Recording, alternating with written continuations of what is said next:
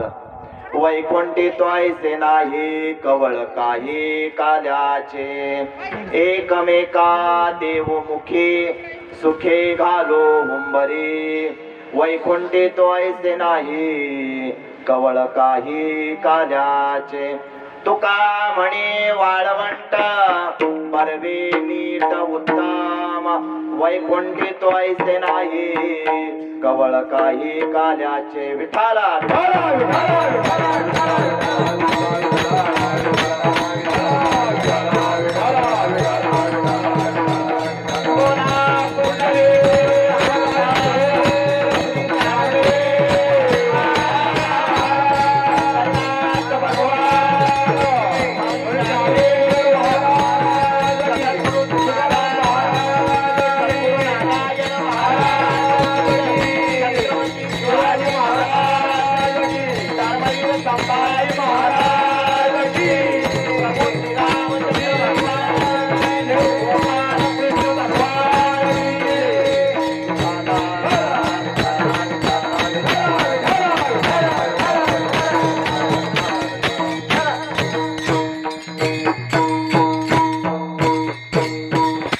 वक्रतुंड महाकाय सूर्यकोटी समप्रभा निर्विघ्नं कुरु मे देव सर्वकार्येषु सर्वदा गुरुर्ब्रह्मा गुरुर्विष्णु गुरुदेवो महेश्वरः गुरु साक्षात् परब्रह्म तस्मै श्री गुरुवे नमः वसुदेव सुतं देवं कंसचाणूरमर्दनं देवकी परमानंदनं कृष्णं वन्दे जगद्गुरुं सर्वमंगल मांगल्ये शिवे सर्वार्थ साधिके शरण्ये त्र्यंबके गौरी नारायणी नमोस्तुते लोकाभिरामं रणरंगधीरं राजीवनेत्रं रघुवंशनाथं कारुण्यरूपं करुणाकरं तं श्रीरामचन्द्रं शरणं प्रपद्ये मनोजवं मारुततुल्यवेगं जितेन्द्रियं बुद्धिमतां वरिष्ठं वातात्मजं वानरयुद्धमुख्यं श्रीरामदूतं शरणं प्रपद्ये महायोगपीठे तटे भीमरथं वरं पुण्डरीकाय दातो मुनीन्द्रे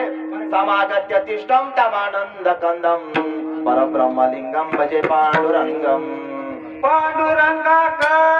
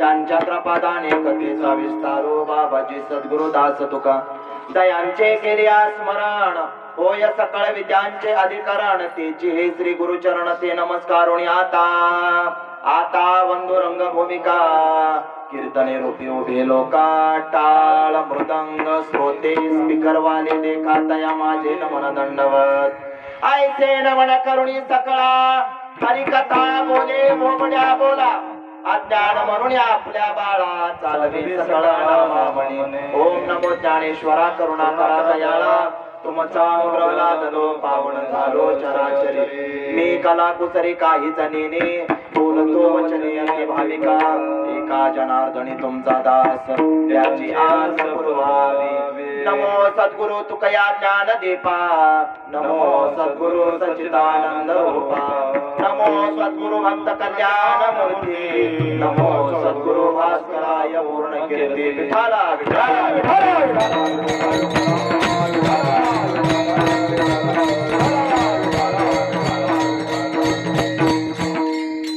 उपजोनिया पुढते काला खाऊ दैवात वैकुंठी तो ऐसे नाही कवळ काही काल्याचे प्रस्तुत प्राप्त प्रसंगी मौजे जांभळीचा मळा या ठिकाणी कीर्तन रूपी सेवेकरिता घेतलेला अभंग वैराग्याचे महामेरू श्रीमंत संत सदेह वैकुंठाला जाणारे वारकरी संप्रदायाचे कळस जगद्गुरु तुकाराम महाराज यांचा 4 चरणाचा काल्याच्या प्रसंगाचं वर्णन करणारा अभंग आजच्या कीर्तन रूपी सेवेकरिता घेतलेला सालाबाद प्रमाणे चालू असलेला अखंड हरिनाम सप्ताह वर्ष 14वे आणि 14व्या वर्षातील काल्याच्या प्रसंगाच्या निमित्तानं घेतलेल्या कीर्तन रूपी सेवेकरिता आपण सर्वजण इथं उपस्थित आहोत. माऊली महावैष्णव ज्ञानेश्वर महाराज पांडुरंग परमात्माने भगवान श्रीकृष्णांच्या कृपाशीर्वादानं चालू असलेला हा सोहळा महाराज गेल्या 2 वर्षामध्ये या जगावरती संकट आलं. खूप मोठं संकट आलं. इतकं मोठं संकट आलं की जगाला महाराज जागेवरती थांबायला लागलं, लॉकडाऊन करायला लागलं. आणि या लॉकडाऊन मध्ये महाराज कितीतरी नुकसान झालं. नुकसानीमध्ये आर्थिक नुकसान जाऊ द्या, प्रपंचाचं नुकसान जाऊ द्या, परंतु किती नुकसान झालं महाराज. मोठे मोठे कीर्तनकार गेले, मोठे मोठे गायक गेले, मोठे मोठे नेते गेले महाराज. खूप नुकसान झालं या 2 वर्षाच्या कालावधीमध्ये. बघा आपला सप्ताह झाला 2 वर्षापूर्वी आणि सप्ताहाचा काला झाला 2 दिवसात महाराज त्या ठिकाणी लॉकडाऊन सांगितलं. लॉकडाऊन सांगितलं आणि पहिली सूचना आली हात धुवा. आता हात धुवायची सूचना आली महाराज. आपण बसलो साबणानं हात धुवत, परंतु ती सूचना काही लोकांना त्या सूचनेमध्ये महाराज हात धुवून घेतले. कळतंय ना, हात इतके धुवून घेतले. त्याच्यामध्ये वैद्यकीय क्षेत्र महाराज अग्रेसर आहे. वैद्यकीय क्षेत्रानं इतके हात धुवून घेतले, इतके हात धुवून घेतले महाराज की 7 पिढ्या बसून खातील आता, एवढं कमवून ठेवलं. त्यांच्या पाठीमागे महाराज मग किराणा दुकानदारांना सुद्धा हात धुवून घेतले बरं का पाठवायचे. आमच्या गावामध्ये तंबाखूची पुडी 10 रुपयाची पुडी 100 रुपयाला विकली जायची, कारण सगळं बंद होतं. तुमच्याकडे काय होतं माहित नाही, कारण दर वाढवले. कारण लॉकडाऊन मध्ये काही आणायचं नाही, काय नाही. बघा मला सांगायचंय काय की हात धुवायची सूचना, आपण हात धुवत बसलो, कितीतरी त्या ठिकाणी लोकांना हात धुवून घेतले. परंतु आज आपण खूप भाग्यवान आहोत. भाग्यवान या न्यायानं की कोरोनाची पहिली लाट आली, त्या लाटेमध्ये महाराज आपण वाचलो. कोरोनाची दुसरी लाट आली, दुसऱ्या लाटेमध्ये सुद्धा महाराज वस्तीवरती 62 पेशंट होते, परंतु 62 पेशंट मध्ये एक सुद्धा दगावला नाही. हे आपलं भाग्य. आपण खरोखर भाग्यवान आहे. त्या देवानं आपल्याला सही सलामत ठेवलंय. कशासाठी? तर हा सुख सोहळा भोगण्यासाठी महाराज. आणि या चिंतन रूपी सेवेकरिता घेतलेला अभंगाचा भावार्थ सांगायचा म्हटलं तर महाराज म्हणतात की उपजोनिया पुढती येऊ, आम्ही परत परत जन्माला येऊ. कशासाठी? तर तो काला खाण्यासाठी. उपजोनिया पुढती येऊ, काला खाऊ दहीभात. दहीभाताचा काला खाण्यासाठी महाराज म्हणतात की आम्ही पुढं पुढं जन्माला येऊ. महाराज तुम्ही म्हणताय परंतु तुमचं गाव तर वैकुंठ आहे. महाराज बऱ्याच वेळा म्हणतात की आम्ही वैकुंठवासी या कारणाशी आलोय. मग त्या आम्ही वैकुंठवासी आलो याचे कारण आहे.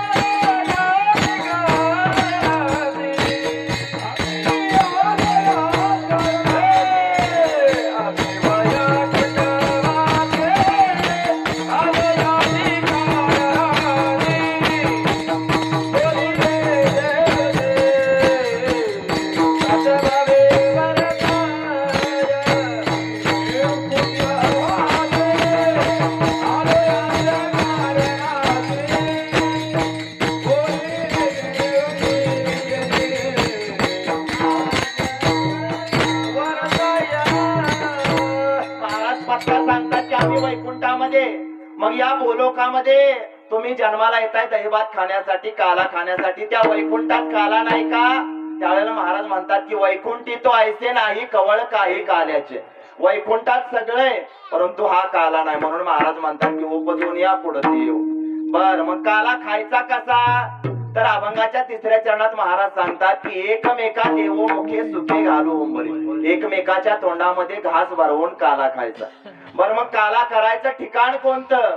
तर त्यावेळेला शेवटच्या चरणात महाराज म्हणतात की तुका म्हणे वाळवंट बर्वे नीट उत्तम. वाळवंटाच्या पंढरपुरामध्ये, त्या आळंदीच्या इंद्रायणीच्या वाळवंटामध्ये, पैठणच्या गोदावरीच्या वाळवंटामध्ये महाराज म्हणतात की ते वाळवंट काला करण्यासाठी त्या ठिकाणी उत्तम आहे, बर्वे आहे, नीट आहे, चांगलं आहे.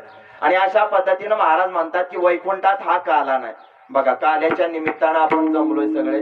काला म्हणजे काय हो? बघा, काल्याच्या कीर्तनामध्ये 2 प्रश्न पडतात की काल्याचं कीर्तन शेवटीच काय घ्यायचं आणि काल्याच्या कीर्तनामध्ये भगवान श्रीकृष्णाचं चरित्र का उच्चारायचं. बघा, दोन्ही प्रश्नाची उत्तर मी देणार आहे. त्याच्या अगोदर काला म्हणजे काय ते आपण पाहूया. काला म्हणजे काय? तर आपण सर्वांना माहित आहे, आपण घरामध्ये बघा भाकरी आणि दुधाचा काला करून खातो. तो काला आपल्याला माहित आहे. काला शब्दाचे अर्थ बरेचसे आहेत. बघा, काला अजून कळला नसेल तर सांगतो. बघा, एका ठिकाणी चहा पिण्यासाठी महाराज गेलो आणि 85 वर्षाचं म्हातारं धडधाकट, एकदम तब्येत एकदम चांगली, तोंडामध्ये दात नाहीत परंतु तब्येत चांगली. चहा झाल्यानंतर मी विचारलं, बाबा तुमचं वय किती? त्यावेळेला बाबा म्हटले 85 वर्ष चालू आहे. अरे बापरे, इतकं वय झालंय आणि तुमची तब्येत धडधाकट आहे. त्यावेळेला ते म्हातारे बाबा सांगायला लागले, काय सांगायचं महाराज, जुन्या काळामध्ये आमच्या आई बापानं आम्हाला खायला घातलं. आमच्या आईनं जुन्या काळामध्ये काजू बदाम देशी गाईचं दूध खाल्लंय, आम्ही देशी सगळं खाल्लंय, देशी ज्वारी, त्याच्यामुळे आमची अशी तब्येत आहे. आणि हे शब्द आतमध्ये असणाऱ्या म्हातारीनं ऐकले आणि म्हातारी बाहेर आली. म्हटले, महाराज काय या म्हाताऱ्याचं ऐकू नका, मी रोज 2 भाकरीचा आणि पितळीवर कालवणाचा काला करून देते. तोंडात दात नाही तरी म्हातारं गपा गपा गटा गटा गिळतय, म्हणून त्याची तब्येत अशी. तो काला आहे. दुसरा काला आहे दही आणि भाताचा काला आहे. लाही आणि दहीचा काला आहे. जीवाचा आणि शिवाचं मिलन हाही एक काला आहे.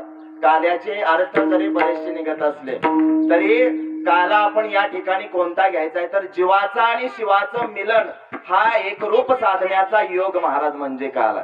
बघा, मानवी जन्माला आपण आलोय ना, मानवी जन्माला आपण आल्यानंतर महाराज आपलं ध्येय काय असलं पाहिजे हो? आपलं ध्येय एकच असलं पाहिजे, आपला तो एक देव करून घ्यावा. ते देविना जेवा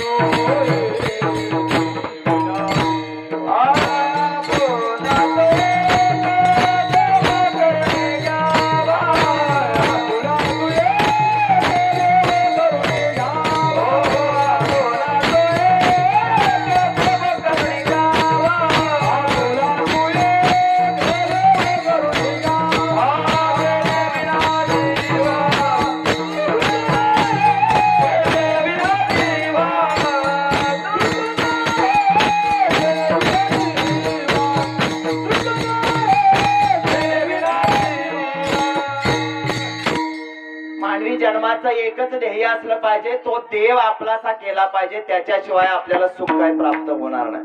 बघा, काला आपण पाहिला, काल्याचा अर्थ महाराज त्या जीवाचं आणि त्या शिवाचं मिलन म्हणजे काल आहे. बर, मग सप्ताहामध्ये काल्याचं कीर्तन शेवटीच का करायचं?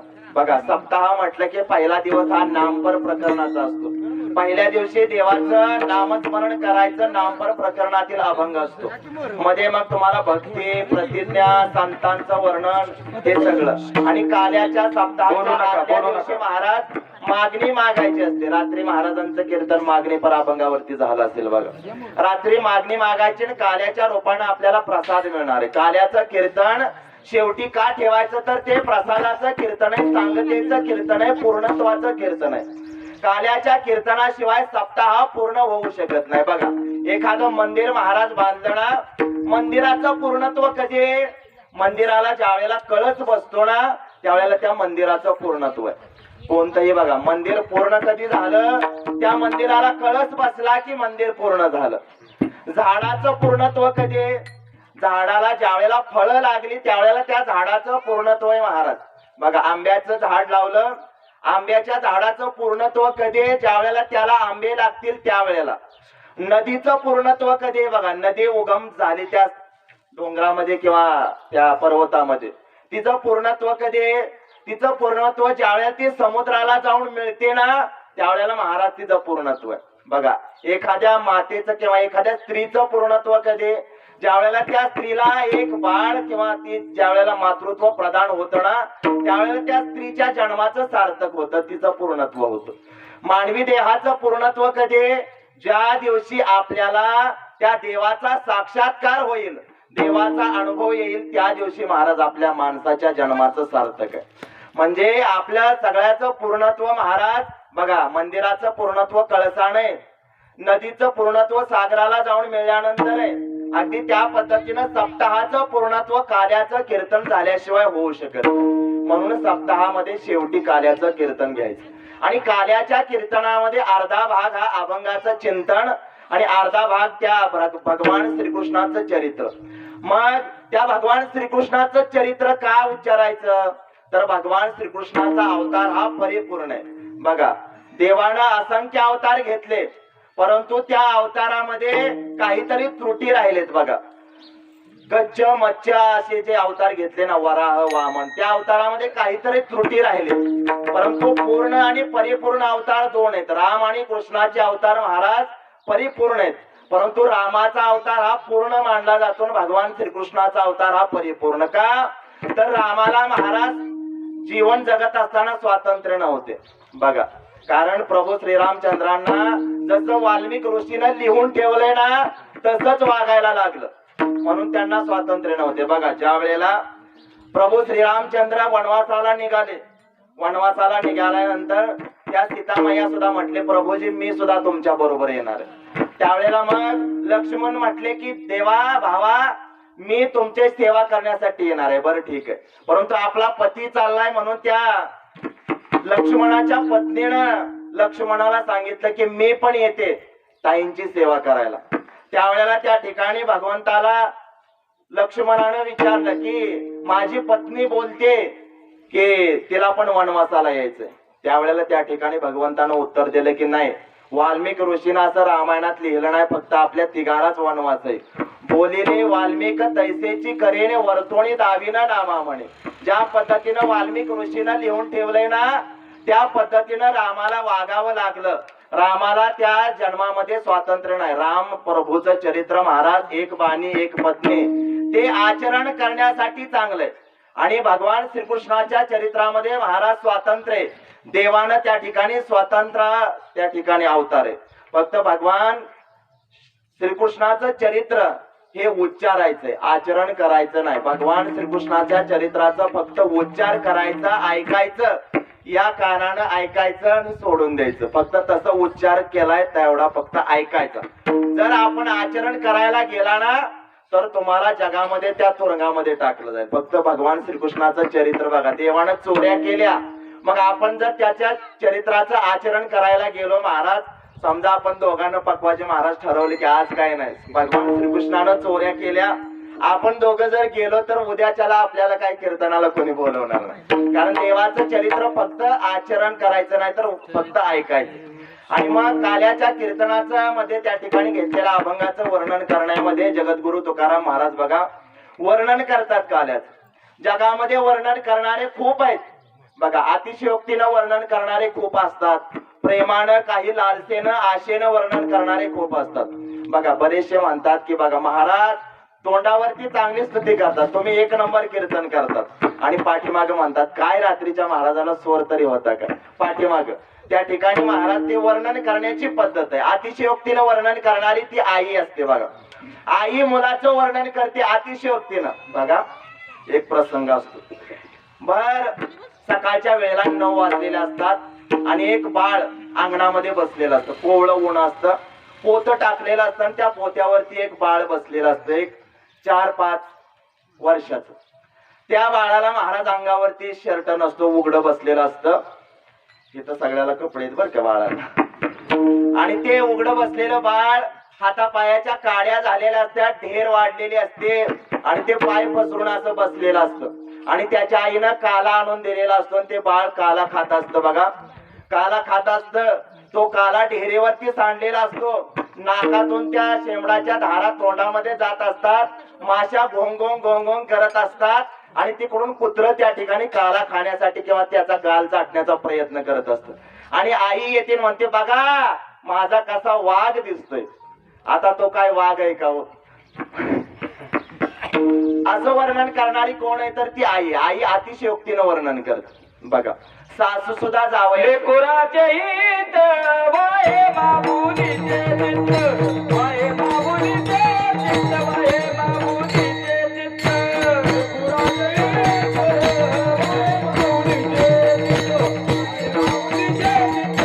वाहे बाबुलीचे चित्त, वाहे बाबुलीचे चित्त, वाहे बाबुलीचे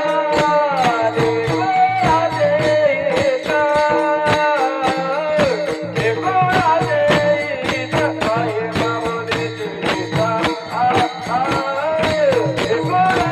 लेकुराचे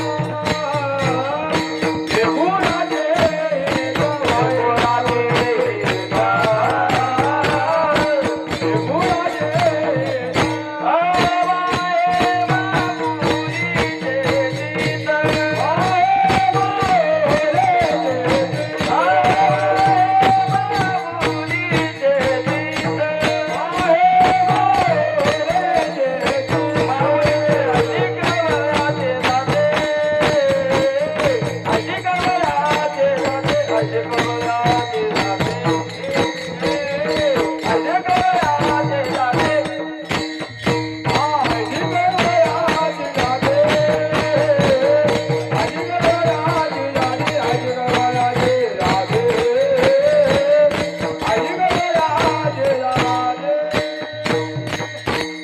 बघा. आई अतिशयोक्तीनं वर्णन करते का तर आईला हित आहे लेकराचं. लेकराचे हित वाहे माऊलीचे चित्त.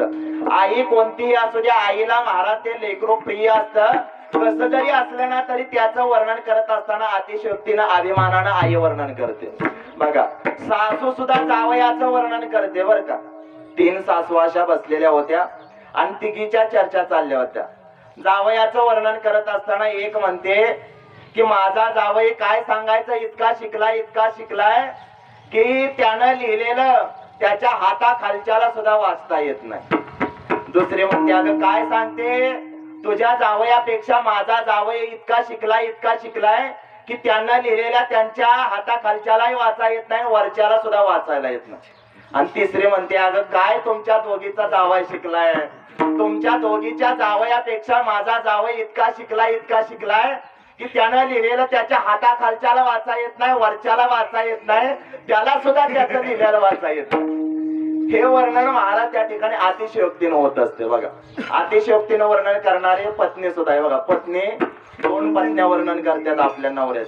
अशाच मिस्त्री घासत बसलेल्या असतात. इथं नाही ना कोण मिस्त्री घासत. मिस्त्री घासायची नाही, व्यसन कधी करायचं नाही बघा. त्या दोघीची चर्चा चाललेली असते. म्हणते की अगं आमचे हे इतके विसर भोळे काय सांगायचं. अगं जेवलेलं सुद्धा लक्षात राहत नाही. जेवले 1 तास झाला तरी म्हणतात अगं मी जेवलोय का, माझ्या लक्षातच नाही, इतके विसर भोळे. मग तू काय करते, काय करत नाही. मी का नाही, ते 1 ताट जेवलेलं आहे ना, ते जेवले की ताट असं खाटाखाली त्या ठिकाणी सारून ठेवते. आणि ते म्हटले ना की मी जेवलोय का तर त्या ठिकाणी मी त्यांना ते ताट दाखवते. आणि जर मला स्वयंपाकाचा कटाळा आला ना, मग मी तर स्वयंपाक करत नाही, फक्त ते म्हटले ना की मी जेवलोय का तर मी फक्त ते खारकाट ताट दाखवते. असं वर्णन करते. आणि दुसरी म्हणते अगं तुझ्या नवऱ्यापेक्षा माझा नवरा इतका विसर भोळा आहे. तुझा नवरा जेवलेलाच विसरतो, परंतु बघ माझा नवरा जेवण केल्यानंतर पान खाण्यासाठी पान टपरीवरती जातो. पान टपरीवरती गेल्यानंतर 1 तास झाला, 2 तास झाला तरी घरी येईना म्हणून मी बघायला जाते. त्या पान टपरीवाल्याला विचारते की अहो आमचे हे कुठं दिसले का तर ते म्हणतात की इथं कुठंतरी गेलेत. मी त्यांच्याकडे जाते, म्हणते अहो चला की घरी, तर त्यावेळेला ते मला म्हणतात तुम्ही कोण आहे. इतके विसरभोळे कळायला सुद्धा 4G लागतं बरं का. विठाला विठाला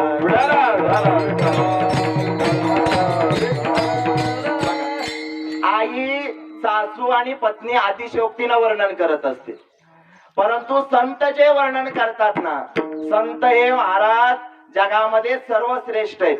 ते संत वर्णन करत असताना योग्य आणि यथार्थ वर्णन करतात. मग असे जे संत आहेत काल्याच्या अभंगामध्ये वर्णन करत असताना अभंगाच्या पहिल्या चरणामध्ये महाराज सांगतात की आम्ही पुढे जन्माला येऊ कशासाठी. अभंगाचं पहिलं चरण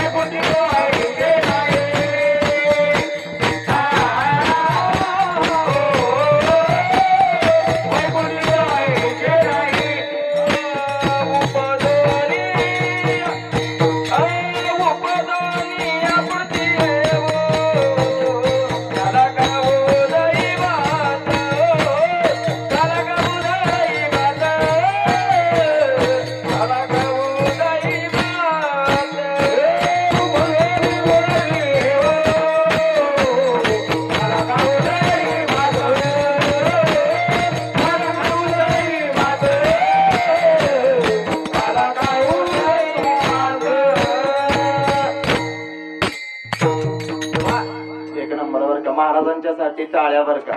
आपल्या वस्तीचं भूषण आहे महाराज खरोखर बर का. इतक्या छोट्याशा वस्तीवरती इतके सुंदर असे गायक आणि महाराज आहेत. महाराज आपल्या वस्तीचा अभिमान आहे महाराज, कारण आपण त्यांना सपोर्ट केला पाहिजे असं. मग अभंगाच्या पहिल्या चरणामध्ये महाराज म्हणतात की उपजोनिया पुढती येऊ काला खाऊ दहे भात. उपजोनिया पुढती येऊ म्हणजे परत परत जन्माला येऊ कशासाठी तर काला खाण्यासाठी. बघा संताची भाषा महाराज किती प्रखर आहे बघा. सहज म्हणतात की आम्ही पुढे जन्माला येऊ. आपल्याला या जन्माची गॅरंटी आहे का हो? आपल्याला परत माणसाचा जन्म भेटेल का याची गॅरंटी नाही हो. आपण परत किंवा मिळालेलं आयुष्य आपण किती दिवस जगू याची सुद्धा गॅरंटी नाही. परंतु संताची भाषा कशी आहे ते म्हणतात की आम्ही परत जन्माला येऊ का तर संताच्याकडे महाराज ताकद आहे. संत हे जन्माला येत असताना स्वतःच्या इच्छेने येतात आणि जायचं ठरवलं ना तर ते स्वतःच्या इच्छेनं जात असतात. कारण जन्म मरण महाराज त्यांच्या हातामध्ये. त्यांना ठरवलं ना की जन्म घ्यायचा तर ते घेऊ शकतात आणि जायचं ठरवलं की जाऊ शकतात. कारण संत हे महाराज सर्वज्ञ आहेत बघा. तुकाराम महाराजांची ताकद सांगायची म्हटली तर नुसतं तुकाराम महाराजांचं नाव घेतलं ना तर तो यम आपल्याला नेणार आलेला तो यम सुद्धा येत नाही. तुकाराम तुकाराम तुकाराम तुकाराम नाम घेता का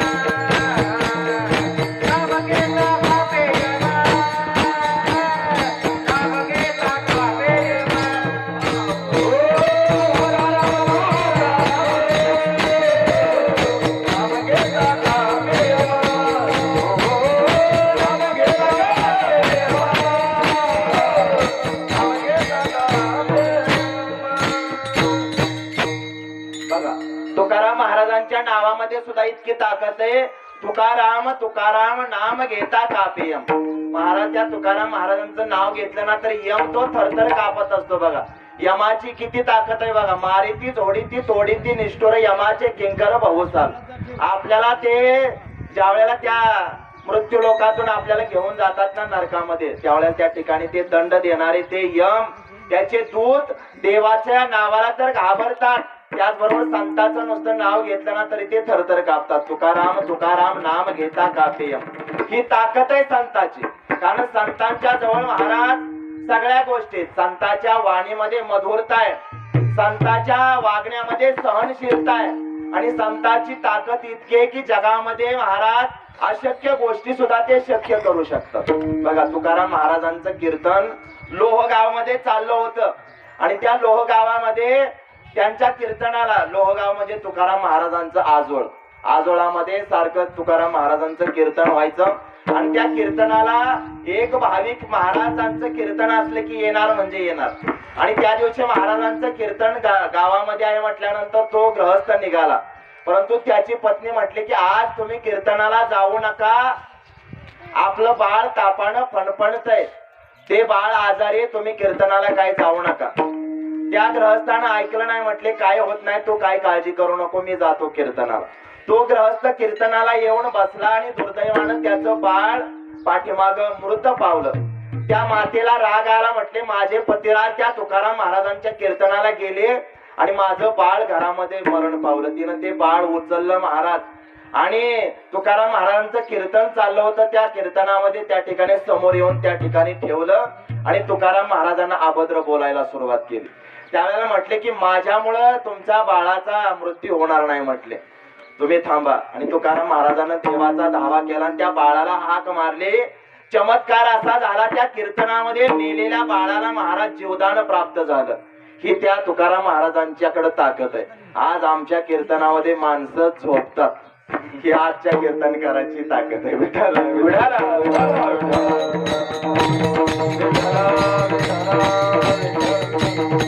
संतांच्याकडे महाराजची ताकद आहे. बघा ज्ञानेश्वर महाराज ज्या वेळेला त्या ठिकाणी आळंदीतून त्या ठिकाणी त्यांचा प्रवास चाललेला असताना एक माता भगिनी आली आणि म्हटली की महाराजांचं दर्शन करायचंय. तिचा दुर्दैवानं तिचा पती मरण पावला होता आणि त्या ठिकाणी त्या ज्ञानेश्वर माऊलींचं दर्शन त्या मातेनं घेतलं आणि ज्ञानेश्वर महाराजांना आशीर्वाद दिला, सौभाग्यवती भव. त्यावेळेला ती रडायला लागल्यावर महाराज कसं शक्य, माझा पती मरण पावलाय. त्यावेळेला माऊली म्हणतात की माझ्या तोंडून निघालेला शब्द आहे ना खराच होणार. आणि महाराजांना त्या ठिकाणी त्या गृहस्थाला त्या ठिकाणी जिवंत केलं. त्याचं नाव सच्चिदानंद बाबा. त्या सच्चिदानंद बाबानं महाराज आपलं मिळालेलं पुढचं आयुष्य माऊलींच्या साठी खर्च केलं. ज्या वेळेला माऊली तोंडातून ज्ञानेश्वरीच्या त्या ठिकाणी सांगत होते त्यावेळेला ती ज्ञानेश्वरी लिहिण्याचं काम त्या सच्चिदानंद बाबानं केलं. महाराज ही ताकद आहे संतांच्याकडं. आणि असे असणारे जगद्गुरु तुकाराम महाराज आपल्याला म्हणतात की आम्ही पुढं पुढं जन्माला येऊ कशासाठी, तर हा काला खाण्यासाठी. त्यावेळेला महाराजांना विचारलं की हा काला तुम्ही इथं खाण्यासाठी येताय, मग त्या वैकुंठात काला नाही का हो? त्यावेळेला महाराज म्हणते की वैकुंठामध्ये काला नाही. अभंगाच्या दुसऱ्या चरणात महाराज म्हणतात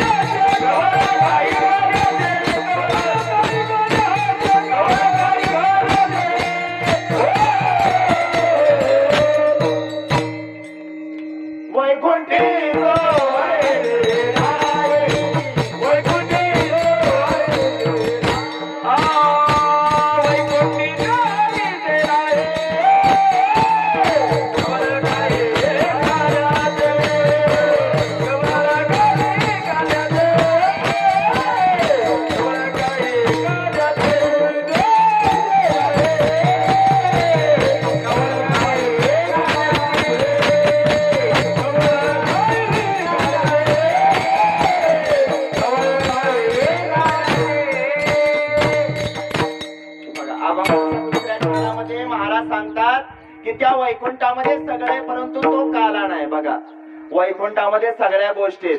वैकुंठामध्ये तुम्हाला जे काय हवंय ते प्राप्त आहे, परंतु त्या वैकुंठामध्ये हा काला नाही. बघा, हा काला या मृत्यू लोकामध्येच आहे. म्हणून त्या काल्यासाठी बघा ते देव सुद्धा त्या ठिकाणी या मृत्यू लोकांच्या जन्मामध्ये माणसाचा जन्म प्राप्त करून घेण्याची इच्छा करतात. बघा, स्वर्गीचे अमर इच्छिताती देवा मृत्यू लोके व्हावा जन्मा.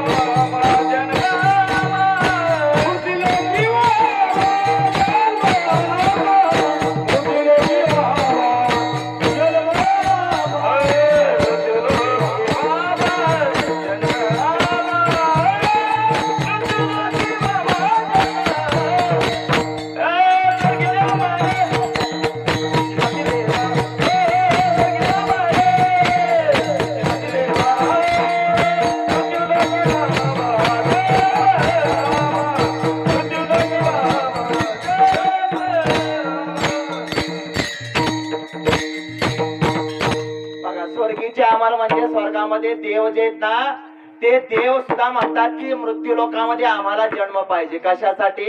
तर हा काला खाण्यासाठी. बघा, ज्या वेळेला भगवान श्रीकृष्ण त्या यमुनेच्या वाळवंटामध्ये काला करत होते ना, त्यावेळेला त्या ठिकाणी सगळे देव म्हटले की आता काला खायला जायचे. परंतु देव काला खायला आल्यानंतर असे देव म्हटले की आता आपण समोर गेले तर आपल्याला गोपाळ ते काही काला देणार नाहीत. मग काय करायचं?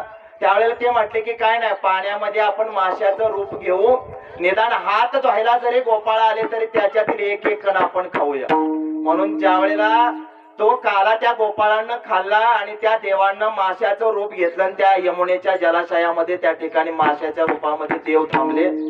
परंतु त्या भगवान श्रीकृष्णानं ओळखलं, म्हटले की आता ते देव हा काला खाण्यासाठी आले, त्यांचा हा भाग नाही, कारण त्यांच्या भागामध्ये त्यांना आरक्षण नाही काला खायचं. म्हणले काला खायचं आरक्षण फक्त माणसाला आहे. म्हणून मग देवानं सांगितलं कोणीही काल्याचा खरकाटा हात धुवायला यमुनेच्या पात्रामध्ये जायचं नाही. काय करायचं?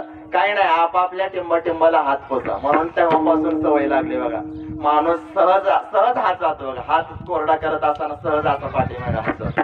कारण त्या भगवान श्रीकृष्णानं महाराज त्यावेळेला त्या गोपाळांना सांगितलं, कारण ते देव त्या जलाशयामध्ये माशाचं रूप घेऊन आले होते तो काला खाण्यासाठी. म्हणून महाराज म्हणतात की त्या वैकुंठामध्ये जे देव आहेत ना, त्या देवाला त्या ठिकाणी काला नाही, हा काला मृत्यू लोकांमध्ये ते. म्हणून महाराज म्हणतात की वैकुंठी तो ऐसे नाही कवळ काही काल्याचे. मग हा काला खायचा कसा?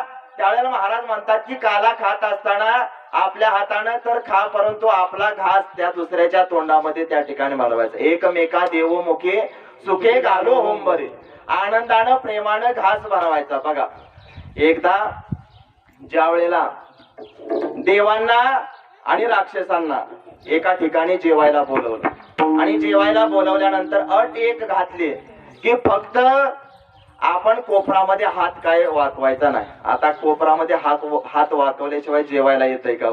म्हटले काय नाही. राक्षसांना त्या आसुरांना सांगितलं प्रत्येकाच्या हाताला अशा कांब्या बांधल्या, देवाच्या बी कांब्या बांधल्या हाताला, सगळ्या देवांच्या आणि त्या आसुरांच्या पण बांधल्या. आणि पहिल्यांदा पंगत म्हटले की राक्षसांची पंगत अगोदर, आणि मग त्या राक्षसांचे असे हात बांधले, सगळं पंचपक्वान्न वाढले. मग आता खायला कुठं येतंय हो? आता हा घास घेतलाय असा मोडायला येतोय का कोपरामध्ये? मग कांब्या लावल्यात अशा. मग त्या राक्षसांना काय केलं, लाडू घेतला वरती टाकला, खायचा प्रयत्न केला परंतु नेम चुकला. सगळ्या अन्नाची नासाडी पत्रवल्या, द्रोण सगळं सगळं इकडं तिकडं झालं. आता दुसरी पंगत देवाची बसवली. देवांना सुद्धा त्या ठिकाणी ताट वाढली पंचपक्वान्नाचं. देवाला सुद्धा ऑर्डर आहे की फक्त हात वाजवायचा नाही. मग देवांना काय केलं, काय नाही म्हटले, असू द्या. फक्त काय केलं, त्यांना घास मोडला आणि समोरच्या देवाच्या तोंडामध्ये घातला. आणि समोरच्यानं घास मोडला. समोरासमोर पंगती बसल्या होत्या ना. बघा, म्हणजे काला खात असताना आपण कसा खायचा तर एकमेकाच्या तोंडामध्ये द्यायचा. आणि मग महाराज म्हणतात की एकमेका देऊ मुखे सुखे घालू होंबरे, आनंदानं प्रेमानं काला खायचा. मग हा काला कुठे आहे तर काल्याची जागा सांगत असताना महाराज म्हणतात की काला फक्त या मृत्यू लोकात आहे. मृत्यू लोकात कुठं कुठं काला आहे तर ज्या वेळेला आषाढीची वारी होते ना, पूर्ण वारी पूर्ण झाली की गोपाळपुरामध्ये त्या ठिकाणी काला केला जातो. बघा, आळंदीच्या वारीमध्ये त्या वाळवंटामध्ये तिथं काला केला जातो. पैठणला षष्टीच्या वेळेला त्या ठिकाणी तिथं काला केला जातो. इंद्रायणीला ह्याला देहूला त्या ठिकाणी तुकाराम महाराजांची बीज झाली की काला केला जातो. या ठिकाणी काला केल्यानंतर महाराज म्हटले की आता गावोगावी सुद्धा काला व्हायला पाहिजे. म्हणून भागवत कथा पूर्ण झाली की भागवतामध्ये त्या ठिकाणी काल्याचं कीर्तन केलं जातं. सप्ताहाची पूर्णता असते ना, आजचा दिवस त्या दिवशी काला असतो. म्हणून काल्याची योग्य जागा सांगत असताना महाराज सांगतात की काला हा त्या वाळवंटामध्ये, कारण वाळवंटामध्ये का तर ते स्थान असंय बर्वे नीट उत्तम आहे. तुका म्हणे वाळवंट बर्वे नीट उत्तम, ती जागा एकदम चांगले काला करण्याची. म्हणून अभंगाच्या शेवटच्या चरणामध्ये महाराज म्हणतात की तुका म्हणे वाळवंट बर्वे नीट उत्तम. बघा, थोडक्यामध्ये आपण भावार्थ पाहण्याचा प्रयत्न केलाय की अभंग 4 चरणाचा आहे, काल्याचं वर्णनाचा आहे.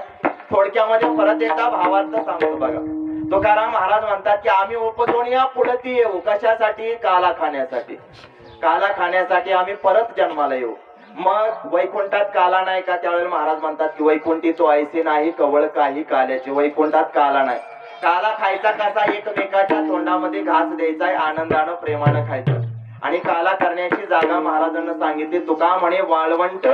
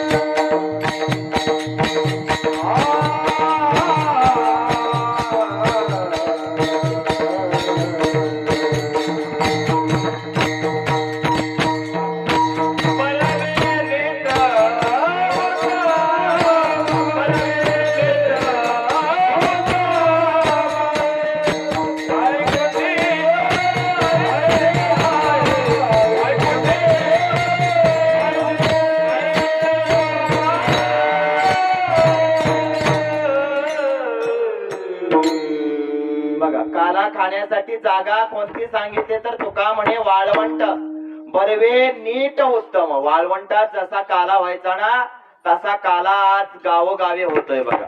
गावोगावी सप्ताह होतोय. महाराज सप्ताह हा कशासाठी असतो तर मानवी जीवन जगत असताना आपल्याला त्या देवाची आठवण व्हावी याच्यासाठी महाराज सप्ताह आहे बघा.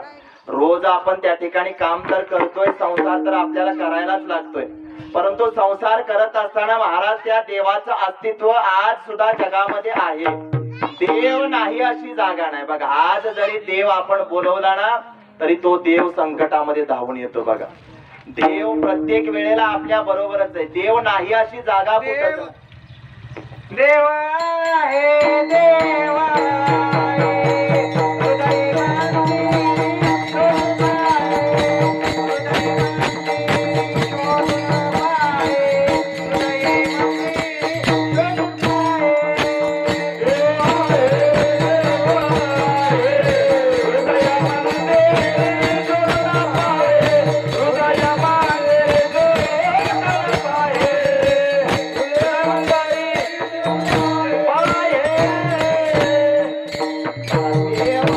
प्रत्येक ठिकाणी आहे. तसाच आपल्या हृदयामध्ये सुद्धा आहे. देव आहे, देव आहे, हृदय मंदिरी शोधून पाहे. देव नाही अशी जागा कुठंच नाही बघा. प्रत्येक वस्तूमध्ये देव आहे, चराचरामध्ये देव आहे बघा.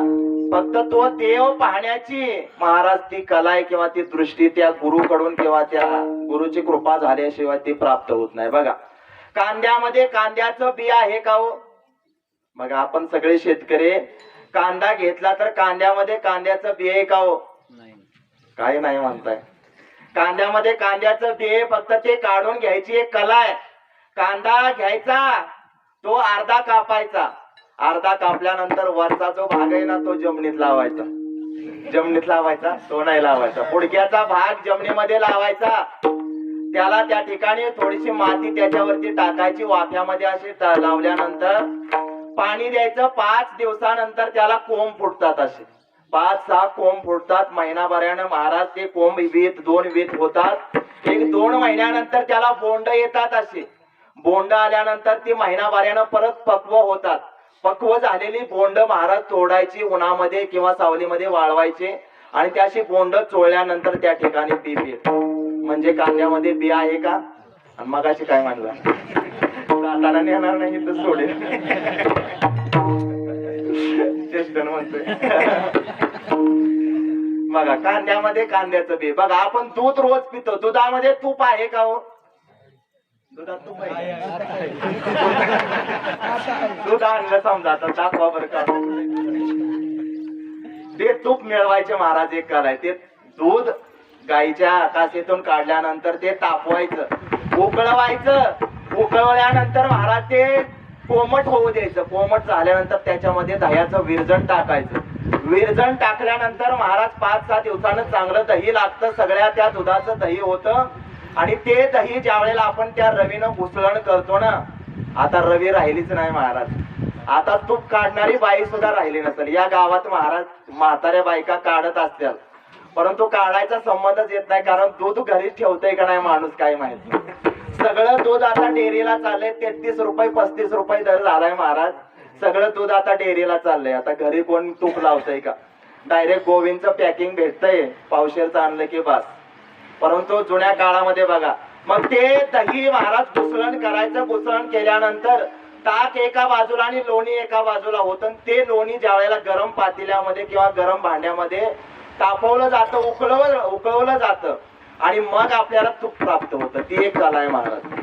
आणि त्या पद्धतीनं देव हा आपल्या हृदयामध्ये तो पाहण्याची महाराज एक कला आहे किंवा ती कृती आहे. त्या सद्गुरूकडून येते बघा. प्रत्येकाला देवाचं दर्शन होतं बघा.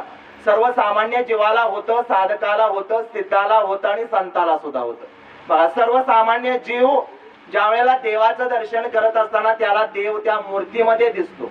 सर्वसामान्याला दर्शन फक्त देवाचं मूर्तीमध्ये किंवा चित्रामध्ये होत.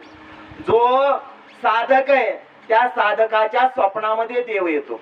साधक ज्या वेळेला त्या साधकाला ते नाम दिलं जातं ना, तो साधना करायला लागला की त्याच्या स्वप्नात देवाचं दर्शन होतं. आणि सिद्ध झाला ना, साधकाच्या वरची स्टेज आहे, सिद्ध झाला की त्याला त्याच्या हृदयामध्ये देवाचं दर्शन दिसतं. आणि संताला या जगामध्ये सगळीकडेच देव दिसतो. जे जे भेटे भूत ते ते मानिजे भगवंत. बघा, बोलावा विठ्ठल पहावा विठ्ठल ही महाराज त्या संताची त्या ठिकाणी अनुभूती असते. बघा, सामान्य जीवाला देव मूर्तीमध्ये दिसतो, साधकाला देव त्याच्या स्वप्नामध्ये दिसतो, सिद्धाला देव त्याच्या हृदयामध्ये दिसतो आणि संताला देव या जगामध्ये सगळीकडेच देव दिसतो. आणि देव नाही अशी जागा नाही. फक्त आज देव आपण ज्या वेळेला जर मनापासून बोलवलं ना देवाला, तर आज सुद्धा देव मदतीला येतो. फक्त तो कोणत्या रूपाने येईल ते सांगता येत नाही. देव आपल्याला चतुर्भुजामध्ये दिसणार नाही, तो कोणत्या ना कोणत्या रूपामध्येच आपल्याला येऊन मदत करतो, दर्शन देतो. बघा, एखाद्या वेळेला आपण भर रानामध्ये गेलाय, कुठंतरी माळ रानामध्ये, आणि तिथं आपली त्या ठिकाणी गाडी बंद पडली, पेट्रोल संपलं. पेट्रोल संपल्यानंतर आपण तिथंच थांबतोय का हो? कोणत्या ना कोणत्या रूपामध्ये देव कोणा ना कोणा व्यक्तीला तिथपर्यंत आणणार, त्याचं पेट्रोल आपण थोडस घेणार, गाडीमध्ये टाकणार आणि त्या ठिकाणी आपण घरी येणार. आपल्याला फक्त तो माणूस दिसतो, परंतु तो देव त्या माणसाच्या रूपामध्ये येतो. बघा, माणसाला माणसासारखं जगायचंय, परंतु कधी ज्या वेळेला माणूस माणसामध्ये देव पाहिजे ना. आज आपण बघा कुठेही त्या ठिकाणी यात्रेला जातोय, तीर्थयात्रेला जातोय, परंतु खरा देव महाराज आपल्या माणसामध्ये. माणसानं माणसातला देव पाहिला ना, युद्ध होणार नाही, भांडणं होणार नाहीत, काय होणार नाही. मग तो देव महाराज काय करतो, तर तो देव आपल्याला प्रत्येक संकटामध्ये आपल्याला मदत करतो. आणि देवाला आपण महाराज थोडस दिलं ना, तर त्याच्या 10 पट देव देतो. देव घेतो अगोदर आणि मग देतो. बघा, या सप्ताहाच्या माध्यमातून महाराज आज जो कोणी वर्गणी देतो ना, त्या वर्गणीचं रूपांतर 10 पटीनं त्या ठिकाणी परत देव आपल्याला देत असतो. बघा, एखाद्यानं 1000 रुपयाची जर सप्ताहाला वर्गणी फाडली आणि त्याचा जर कांदा असेल ना, तर त्याचा कांदा महाराज 50 रुपयानं जाणार. आता जर कमी असू द्या, परंतु त्यानं 1000 रुपयाची वर्गणी फाडली आणि कांदा जर ठेवला ना, देव त्याच्यावरती कृपा दृष्टी करणार, महाराज 50 रुपयाचा दर घावणार त्याला. देवाला मदत, देवाच्या कार्यामध्ये मदत केली पाहिजे. बघा, तुका म्हणे सत्य कर्मा व्हावे साह्य घातलिया भय नरकाचा. देव कसा आहे अगोदर घेतो. बघा, द्रौपदीनं त्या देवाच्या पोटाला कापल्यानंतर एक चिंदी दिली. चिंदी, अंगावरचा शालू फाडला आणि ती चिंदी गुंडाळली. देवाच्या बोटाला चिंदी बांधली, त्या चिंदीमध्ये 1000 धागे होते. आणि ज्या वेळेला द्रौपदीला संकट पडलं, संकट पडल्यानंतर ज्या वेळेला ती धावा करते, कुठे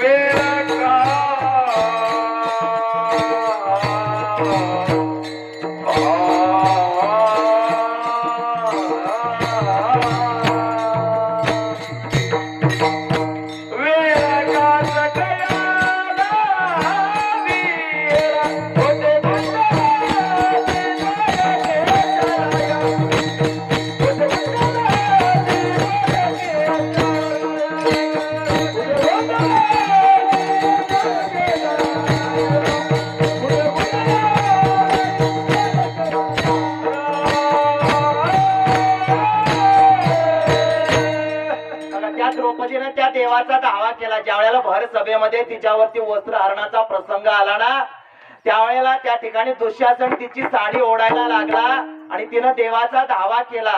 देवानं महाराज त्या ठिकाणी साडीचं रूप घेतलं आणि 1000 साड्या त्या ठिकाणी पुरवल्या. कारण ज्या वेळेला त्या द्रौपदीनं देवाच्या बोटाला चिंदी बांधली होती ना, त्या चिंदीमध्ये 1000 धागे होते.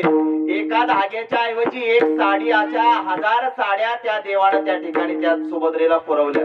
आणि 1000 साड्या झाल्यानंतर त्या दुःशासनानं त्या ठिकाणी त्या साड्या ओढायला सुरुवात केली आणि देवानं शेवटी पितांबर सोडला आणि तो पितांबर पाहिल्यानंतर त्या ठिकाणी विदुर काका भीष्माचार्य म्हटले, अरे दुःशासना थांब, त्या पितांबराला जर तुझा हात लागला ना तर जळून भस्म होशील. आणि त्या ठिकाणी त्यानं तो वस्त्रहरणाचा प्रसंग त्या ठिकाणी महाराज देव घेतो अगोदर आणि नंतर देतो. बघा सुदामा ब्राह्मणाचे मुष्टीभर पोहे घेतले आणि गाव सोन्याचा करून दिला. देवाला आपण अगदी भक्ती भावानं काहीही अर्पण करा, देव त्या ठिकाणी आपल्याला काही ना काही परत त्या ठिकाणी देतच असतो. देव अगोदर आपली परीक्षा बघत असतो. बघा देव परीक्षा बघत असताना एखादा ग्रहस्थ ज्या वेळेला माळकरी होतो ना त्याची खूप परीक्षा असते. बघा माळकऱ्याची परीक्षा महाराज या कोरोनामध्ये झाली बर का. बोर्डाची परीक्षा झाली. त्या बोर्डाच्या परीक्षेमध्ये महाराज कितीतरी मोठे मोठे भजने बिजने होते ना, सगळे फेल झाले. शासनानं नुसतं सांगितलं अंडे आणि मटणानं कोरोना थांबतोय. काही कायला निमित्तच पाहिजे होतं. पटा माळा काढून टाकल्या महाराजांना, कारण ती परीक्षा होती बोर्डाची परीक्षा. बघा आंब्याला मोहर आला, मोहरातली सगळे आंबे तयार झालेले सगळे येतात का हो? काही वाऱ्यानं पडतात, काही ठिकाणी नाचतात, काय काय आंबे तर असे असतात की आडीमध्ये घातल्यानंतर अख्खी आडीच नाचून तशी माणसं सुद्धा असतात बर का.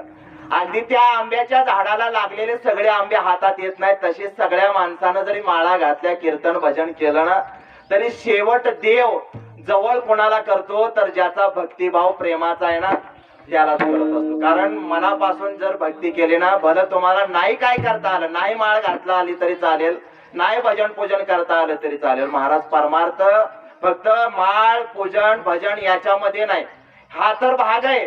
परमार्थाचा अविभाज्य भाग आहे. गळ्यात तुळशीची माळ पाहिजे, कपाळावरती गोपी चंदन पाहिजे, पंढरीची आषाढीची वारी केली पाहिजे, आळंदीची वारी केली पाहिजे, हा परमार्थाचा भाग आहे. परंतु परमार्थाची व्याख्या करत असताना खूप विशाल आहे. बघा एखादा भुकेनं व्याकुळ झालाय आणि तो आपल्या जांभळीच्या मळ्यामध्ये आला, एखादा याचक 2 दिवस झालं त्याला खायला अन्न भेटलं नाही, त्याला आपण पोटभर जेवायला घातलं ना तरी तो देखील परमार्थ आहे. त्याची दुआ आपल्याला त्या ठिकाणी लागणार. एखादा त्या तहानेनं व्याकुळ झालाय, त्याला एक तांब्या भरून पाणी दिलं ना, तोही महाराज परमार्थाचा भाग आहे. बघा एखाद्या गरीब बापानं पोरीचं लग्न काढलंय, त्याच्याकडे पैसे नाहीत, पैसे कमी पडतायत, त्यावेळेला बघा त्याला पैशाची आर्थिक मदत करा, उसने का होईना पैसे द्या, तो दुवा देईल महाराज, तो परमार्थ आहे. कारण परमार्थाची व्याख्या करत असताना प्रामाणिकपणा हा देखील परमार्थ आहे. बघा तुम्ही एखादी नोकरी करत असता, भलं तुमच्याकडे माळ नाही, देवाची पूजा करत नाही, परंतु ती नोकरी प्रामाणिकपणानं जरी केली ना तरी तो परमार्थ आहे. अहो परमार्थाची दुसरी एक व्याख्या, ज्याचा स्वार्थ गेला त्याचा परमार्थ झाला. कोणत्याही कामामध्ये तुमचा स्वार्थ निघून गेला ना, निरपेक्ष भावनेनं जर तुम्ही एखादं काम केलं ना, तो हे परमार्थ आहे. परमार्थामध्ये महाराज नामस्मरणाला खूप किंमत आहे. बघा नामस्मरण हा परमार्थाचा भाग आहे. कारण आज कलियुगामध्ये आपल्याला वेळ कमी आहे. माणसाचं आयुष्य 100 वर्ष म्हणायला आहे, परंतु आज 32 वर्षाच्या पोराला सुद्धा हार्ट अटॅक येतोय, 40 वर्षाच्या माणसाला सुद्धा कॅन्सर होतोय. इतका आजार पण आले की आपण 100 वर्ष आता कोणी जगणार नाही. आता हे यांच्या नंतरची पिढीना 100 वर्ष कोणी जगणार नाही. कारण रसायनामुळे इतका परिणाम झालाय की आपलं आयुष्य कमी झालंय. आणि कमी असणाऱ्या आयुष्यामध्ये आपल्याला आता तीर्थयात्रा, यज्ञ, याग, तपश्चर्या 12-12 वर्षाची करायला वेळ नाही. आज हप्त्यामध्ये कीर्तन ऐकायला यायला माणसाला वेळ नाही, आणि त्या ठिकाणी मग किती वेळ कमी पडतोय बघा. म्हणून अल्प आयुष्य माणसाचं जे आहे, आणि याच्यामध्ये मग एक सोपं साधन दिलंय, फक्त देवाचं नामस्मरण करायचं. झोपताना अगोदर देवाचं नामस्मरण करून झोपा आणि देवाला म्हणायचं की देवा तुझ्यामुळं आजचा दिवस माझा चांगला गेला. आणि सकाळी उठल्याबरोबर देवाचं नाव घ्यायचं, देवा तुझ्यामुळं आता आजचा दिवस माझा चांगला जाणार आहे. प्रत्येक काम करत असताना काय ना कामाची सुरुवात फक्त देवाच्या नावानं करा. घरातून बाहेर जात असताना, उंबऱ्यातून पाऊल टाकताना फक्त देवाचं नाव घेऊन तुम्ही हे करा. पेरणी करायची, देवाचं नाव घ्या, कारण देवाचं नाव कधीही घ्या, कसंही घ्या. दळिता कांडिता जेविता गे बाईये, राम वेळोवेळा आम्ही गाऊ होये. रामाचं त्या देवाचं नामस्मरण कसंही घ्या, तो देव आपलंस करून घेत असतो. म्हणून कीर्तनाच्या नियमानुसार आपण सर्वांनी या ठिकाणी देवाच्या नामाचा गजर करायचा आहे. बघा आज आपण 14वं वर्ष पूर्ण करतोय, आज आपला शेवटचा दिवस आहे. आता आपण एकत्र परत पुढच्या वर्षीच येणार आहे, आणि पुढच्या वर्षी महाराज या दिवशी आपण असेल का नाही याची गॅरंटी नाही. कारण कोरोनाची आता 3री 4थी लाट येऊ शकते. नाही कोरोनाची लाट आली तर आता महायुद्ध चालू झाले. दुर्दैवानं जर अतिरेकी आलं गावात आपल्या तर त्याच्यात वाचण्यासाठी महाराज आपल्याला आपला भक्कम पाहिजे, ते देवाचा पाठीराखा पाहिजे. देवाचा जर आपल्याला हात असेल ना वरद असत. बघा आकाशामध्ये जेवढ्या चांदण्या आहेत तेवढे जरी आपलं दुश्मन असले ना आणि देव एकटा जरी पाठीराखा असला ना, आकाशात जेवढ्या चांदण्या आहेत तेवढे दुश्मन एका बाजूला, देव जर तुमच्या पाठीमागे असेल ना तर कोणीही तुमचा मागे पुढे उभा राहे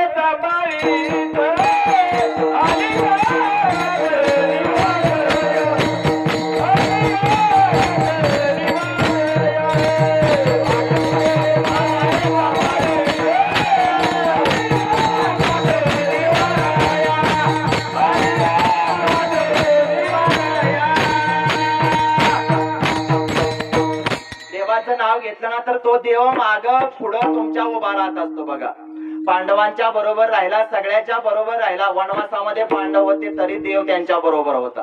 आकाशात जेवढे चांदण्या तेवढे शत्रू असले एका बाजूला, देव जर एकटा तुमच्या पाठीमागे असेल ना कोणीही तुमचा केस वाकडा करू शकत नाही. बघा मागच्या 4 महिन्यापूर्वी आपल्या भारत देशाची 3 संरक्षण खाती ज्याच्या ताब्यात होती तो बिपिन शाह नावाचा आपल्या देशाचा मुख्य होता.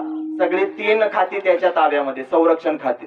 दुर्दैवाने त्यांच्या विमानामध्ये बघा 14 माणसं बसली. दुर्दैवाने ऍक्सिडेंट झाला परंतु एकच माणूस त्याच्यातून वाचला. का तर त्या माणसाचा महाराज पाठीमागे देवाचा वरद असतो त्याच्यावरती होता. आणि देवाच्या मनात आलं ना तर तुम्हाला ठेवायचं का न्यायचं ते त्याच्या हातामध्ये. बघा आले देवाजीच्या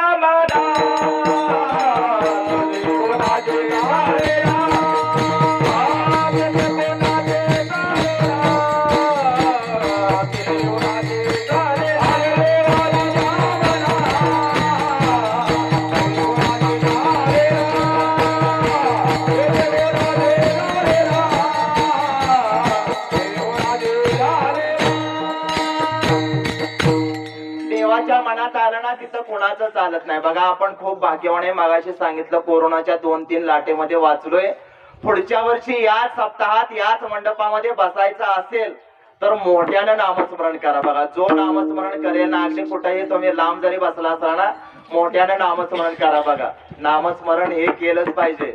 आणि सर्वांनी हातानं टाळी वाजवायचे आणि विठ्ठल रुक्माईचं भजन करायचंय. बघा देवाच्या नावामध्ये ताकद आहे. देवाचं नाव हा नुसता शब्द नाही तर तो शब्द ब्रह्म आहे. बघा शब्दाच्या गमती जमती 1-2 मिनिटांमध्ये सांगतो. बघा देवाचं नाव हा नुसता शब्द नाही. विठ्ठल म्हणजे नुसता शब्द पाहायचा नाही तर तो शब्द ब्रह्म आहे. बघा शब्दात इतकी ताकद आहे. शब्द लिहिताना, ऐकताना, बोलताना व्यवस्थित बोलावा लागतो, ऐकावा लागतो, लिहायला लागतो. बघा शब्द लिहिताना जरी चुकला ना तर शब्दाचा, वाक्याचा अर्थ बदलतो. गुरुजींना सांगितलं मुलांनो एक वाक्य लिहा. आम्ही सारे बैलगाडीत बसून गेलो. सगळ्या मुलांना वाक्य लिहिलं. फक्त एका मुलानं काय केलं, बैलगाडी हा शब्द लिहित असताना बैल वेगळा लिहिला आणि गाडीत वेगळं लिहिलं. गुरुजींना सगळ्याचं वाक्य पाहिलं, सगळ्यांना बरोबर लिहिलंय आणि त्या मुलानं लिहिलेलं वाक्य वाचलं. फक्त त्यानं काय केलं, बैल एका बाजूला लिहिला आणि बैल गाडीत एका बाजूला. तर त्या वाक्याचा अर्थ बदलला. आम्ही सारे बैल गाडीत बसून गेलो. वाक्य लिहिताना फक्त शब्द लिहिताना चुकला. वाक्य लिहायला सांगितलं होतं आम्ही सारे बैल गाडीत बसून गेलो. बैलगाडी लिहिताना फक्त बैल वेगळा आणि गाडीत लिहिलं तर आम्ही सारे बैल गाडीत बसून गेलो. वाक्याचा अर्थ महाराज बदलून जातो. म्हणून देवाचं नाव हा नुसता शब्द नाही तर तो शब्द ब्रह्म आहे आणि त्याच्यामध्ये ताकद आहे. देवाच्या नावामध्ये इतकी ताकद आहे की तो ज्यानं नाम घेतलंय ना त्यालाच माहिती आहे. म्हणून कीर्तनाच्या नियमानुसार आपण सर्वांनी या ठिकाणी मोठ्यानं गजर करायचा. विठोबा रखुमाई, विठोबा रखुमाई,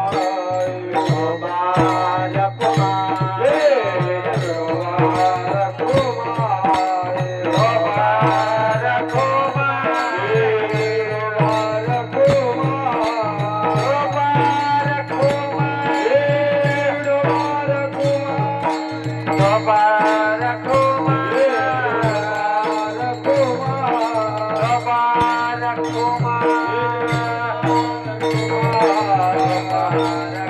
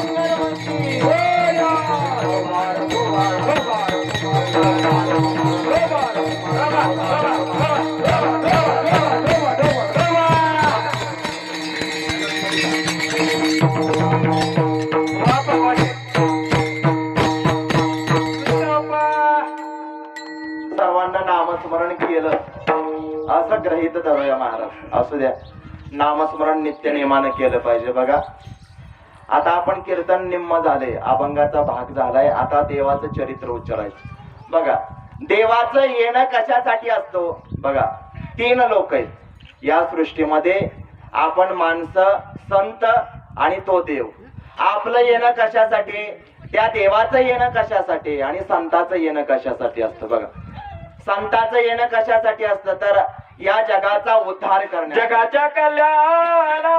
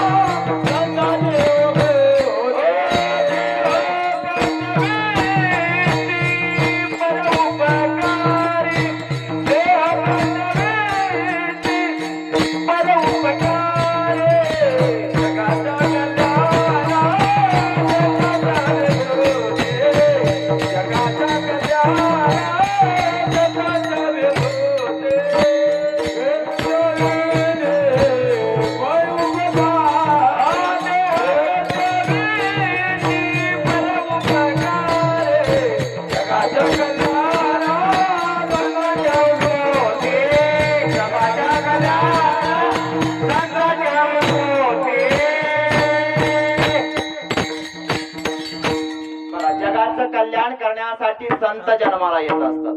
बोलिले जे ऋषी साच भावे वर्ताया, ज्या ऋषी मुनींना सांगितलेला मार्ग आपल्यापर्यंत पोहोचवण्यासाठी ते साधू संत येत असतात. जगाचं कल्याण करण्यासाठी, तुम्हाला मला ज्ञानाचा मार्ग सांगण्यासाठी, आपण इतरत्र भटकू नये, चांगल्या मार्गाने आपण जीवन जगावं याचं मार्गदर्शन करण्यासाठी संत येत असतात.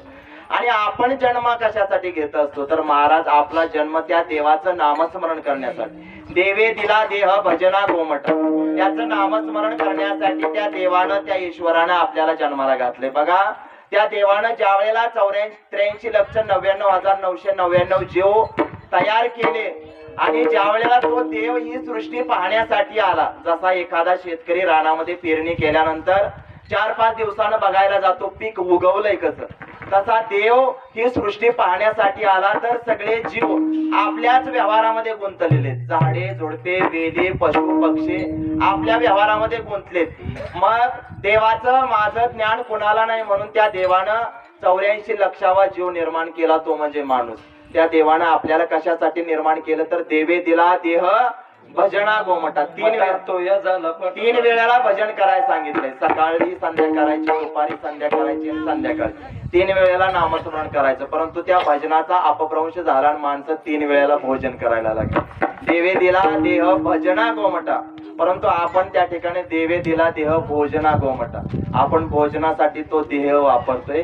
जेवलं तर पाहिजेच महाराज, पोट कधी आपलं भरणार नाही. किती जरी खाल्लं ना, माणसं जगात इतकं खातात, काय कायला किती खाल्लं तरी कमी पडतंय. ग्रामपंचायत मध्ये महाराज काय काय खात्यात, कोणी ते त्या ठिकाणी टॉयलेटचा अनुदान सुद्धा खात्यात. असू द्या, खायला काय काय खावं ते सुद्धा कळत नाही महाराज. बरं का, मानवी जीवन जगत असताना किती जरी खाल्लं ना महाराज, सकाळी जेवलं तरी संध्याकाळी आपल्याला भूक लागणार आहे आणि संध्याकाळी जेवलं तरी सकाळी आपलं त्या ठिकाणी पोट काय भरू शकत नाही. मग त्या देवानं आपल्याला कशाला जन्माला घातलंय तर देवानं आपल्याला जन्माला घातलंय त्याचं नामस्मरण करण्यासाठी. आणि देव या सृष्टीमध्ये अवतार घेतो. देवाचं अवतार घेण्याचं काम कशासाठी असतं तर भक्ता राखे पायापाशी दुर्जनाशी सहार, त्या दुर्जनाचा सहार करण्यासाठी देव या धर्तीवरती येत असतो. बघा यदा यदा हि धर्मस्य ग्लानिर्भवतो भारत अभिष्टानम अधर्मस्य तदात्मानं सृजान्यहं परित्राणाय साधूनां धर्म संस्थापनार्थाय संभवामी युगे युगे. धर्माचं रक्षण करण्यासाठी, साधू सज्जनाचं रक्षण करण्यासाठी, दुर्जनाचा संहार करण्यासाठी देव येत असतो. बघा देवाचं येणं हे त्या ठिकाणी तुमचं माझं रक्षण करण्यासाठी, धर्माचं रक्षण करण्यासाठी असतं. बघा ज्या वेळेला या पृथ्वीवरती पाप वाढलं जातं ना, त्यावेळेला देव अवतार घेत असतो. दुर्जनाची संख्या वाढली आणि त्याही वेळेला तसं झालं. बघा इतके दुर्जन झाले कंस किंवा इतर सत्ताचार्य, परत त्या ठिकाणी बरेचसे असे मोठे मोठे राक्षस महाराज, त्या राक्षसांना इतकं पाप केलं आणि त्या धरतीला बोजा झाला. बघा, पृथ्वी मातेला बोजा झाला. पृथ्वी माता इतकी सहन करते, सगळं सहन करते, परंतु पापाचा बोजा काय तिला सहन होत नाही. म्हणून त्या पृथ्वी मातेनं काय केलं, गायीचं रूप घेतलं आणि गायीचं रूप घेऊन त्या ठिकाणी गारानं सांगण्यासाठी ते ब्रह्मदेवाकडे गेली आणि ब्रह्मदेवाला म्हटले की मला ओझ काय सहन होईना, पापी लोकांची संख्या लय वाढली, त्यांचे काहीतरी विल्हेवाट लावा. आता सुद्धा जगामध्ये पापी लोक वाढले महाराज, म्हणून त्या ठिकाणी देवानच कोरोना भेटलाय बरं का. बघा, आपण का नाही कीर्तनामध्ये महाराज म्हणतात की भजन करा भजन करा, तर माणसं म्हणतात करू ना करू, अजून टायमिंग आहे, करू ना. आताची काय, आताची 12-13 वर्षाचं झालंय, लग्न झालं, करोना परमार्थ परत करोना असं करोना करत तो कोरोना देवानं करोनाच पाठवून दिला महाराज. पापी लोकांचा संहार करण्यासाठी का होईना, किंवा जगातलं पाप कमी करण्यासाठी असेल, काय निमित्त असेल देवाचं. आणि मग त्या पृथ्वी मातेनं गारानं सांगितलं, ब्रह्मदेव म्हटले काय नाही, आपण त्या ठिकाणी विष्णूंच्याकडे जाऊया. मग सगळ्या देवांना बरोबर घेतलं आणि त्या विष्णूंच्याकडे गेले. त्यावेळेला भगवान विष्णू त्या शेष नागाच्या शय्येवरती समुद्रामध्ये, क्षीर सागरामध्ये विश्रांती घेत होते. आणि त्या ठिकाणी गारानं सांगितलं, म्हटले पृथ्वीवरती भार झालाय, तुम्हाला अवतार घ्यावा लागतोय. त्यावेळेला देव म्हटले की काय, आता मागच्या वेळेस रामाचा अवतार घेतला होता, म्हटले आता त्या रावणाला मारलं, सगळं व्यवस्थित केलंय, अजून परत वाढली का संख्या. हो म्हटले, अवतार घ्यायला लागतं. मग त्या शेषनागाला म्हटले की चला अवतार घ्यायचा आहे. त्यावेळेस शेषनाग म्हटले आता मी काय येत नाही. पाठीमागच्या वेळेला मी लक्ष्मण झालो होतो, मला इतका त्रास झाला, म्हटले 14 वर्ष मला काय खायला भेटलं नाही. बघा, लक्ष्मणानं अवतार धारण केला ना, वनवासामध्ये 14 वर्ष निराहारी राहिले, 14 वर्ष झोपले नाही, 14 वर्ष कोणत्याही स्त्रीला स्पर्श केला नाही. त्यावेळेला शेषनाग म्हटले की आता देवा मी काय येणार नाही, तुमचा तुम्ही अवतार घ्या, मला काय जमणार नाही. आता त्यावेळेला चतुरार्थ शिरोमणी देव म्हटले, मागच्या वेळेला तू धाकटा होता, धाकट्याला थोरल्याचं ऐकायला लागतंय त्यावेळेला जुन्यामध्ये, परंतु आता धाकटा ऐकत नाही, थोरलाही ऐकत नाही. कुणी म्हणलं ना थोरल्याला मागे घेऊन धाकट्याला माघारी घे, कोणी नाही. दोघं बांधासाठी त्या ठिकाणी भांडतात महाराज, इतकी भांडतात बघा. बांधासाठी दोघं भाऊ इतकी भांडली.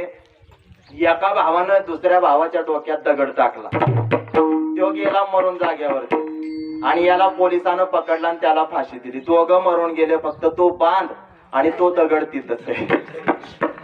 आणि मग त्यावेळेला त्या ठिकाणी भगवान विष्णूंना विनंती केली शेषनागाला की मागच्या वेळेला तुम्ही धाकट होता, आता तुम्ही थोरलं व्हा, माझा थोरला भाऊ चा जन्म घ्या, तुम्ही बलरामाचा अवतार घ्या, तुम्ही म्हणाल तसं मी वागेल. बर, मग त्यावेळेला त्या ठिकाणी लक्ष्मणाचा अवतारामध्ये म्हटले की मला त्रास झाला, आता मी बलरामाचा अवतार घेणार, थोरल्या भावाचा अवतार घ्यायचं ठरलं.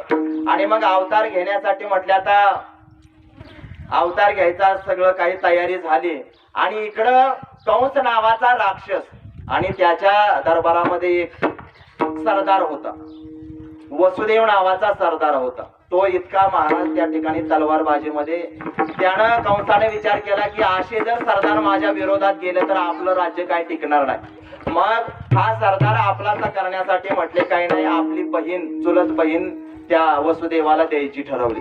वसुदेवाचा आणि त्या कंसानं आपल्या चुलत बहिणीचा विवाह रचला महाराज. आणि मग वसुदेव देवकीचा विवाह रचला, विवाह लागला. कीर्तनामध्ये लगेच होतं सगळं, पंक्ती बिंक्ती सगळ्या झाल्या, विवाह लागला आणि संध्याकाळची वरात निघाली महाराज. आणि वरात निघालेली असताना कंस त्या ठिकाणी त्या रथामध्ये पुढे बसलाय, पाठीमाग नवरा नवरी वसुदेव आणि देवकी बसले. आणि तेवढ्यामध्ये एक आकाशाची वाणी झाली, आकाशवाणी झाली, अरे कंसा, ज्याच्या रथाचं तू सारथ्य करतोय, ज्यांची वरात काढली ना, त्यांच्या पोटी 8वा पुत्र येणार आहे आणि तो तुझा काळ होणार आहे. त्या कंसानं ती आकाशवाणी ऐकली आणि लगेच ती त्या ठिकाणी तलवार काढली आणि आपल्या बहिणीच्या अंगावरती उगारणार. तेवढ्यात त्या वसुदेवानं ती तलवार वरचीवर धरली. म्हटली, अरे स्त्री हत्येचं पातक लागेल तुला, थांब, तुझं मरण आमच्या 8व्या मुलाकडून आहे ना, तर आमचा 8वा मुलगा झाला ना की तो तुझ्या ताब्यात येईल. म्हटले, कशाला स्त्री हत्येचं पातक करतो. त्यावेळेस त्या कंसानं ऐकलं महाराज आणि मग झालं त्या दोघांना बंदीखान्यामध्ये टाकलं आणि पहिलं बाळ आलं. पहिलं बाळ जन्म झाल्यानंतर त्या कंसाला बातमी कळली. त्यावेळेला कंस म्हटला की किती कोमल बाळ आहे, याला नको मारायला. म्हटलं की आपला 8वा शत्रू आहे. परंतु त्या ठिकाणी परत एक जणांना सांगितलं की जर खालून जर मोजणी झाली, समजा 8 पासून जर मोजणी झाली तर पहिला नंबर सुद्धा 8वा होतोय. म्हटले मग 8वा हा सुद्धा होऊ शकतो. म्हटले याला पण मारा. मग त्यानं 6 बाळ मारली महाराज. त्या प्रत्येक बाळाचा जन्म झाला की बंदीखान्यामध्ये जायचा, त्या बाळाला गरगर धरायचा आणि त्या भिंतीवरती आपटायचा. 6 बाळ मारली. आणि 7वं बाळ महाराज त्या देवकीच्या पोटामध्ये वाढत असताना योग मायेनं तो गर्भ त्या योग मायेनं रोहिणीच्या पोटामध्ये त्या ठिकाणी नेऊन ठेवला. तो म्हणजे बलराम दादाचा. आणि 8वा अवतार भगवान श्रीकृष्णाचा. त्यावेळेला योग माया यशोदेच्या त्या ठिकाणी जन्म घेणार होती, यशोदेच्या पोटी. आणि इकडं वसुदेवाच्या पोटी, वसुदेव आणि देवकीच्या पोटी भगवान श्रीकृष्ण त्या गोकुळाष्टमीच्या दिवशी भर 12च्या वेळेला 8 वर्षाची मूर्ती चतुर्भुज त्या ठिकाणी उभी राहिली.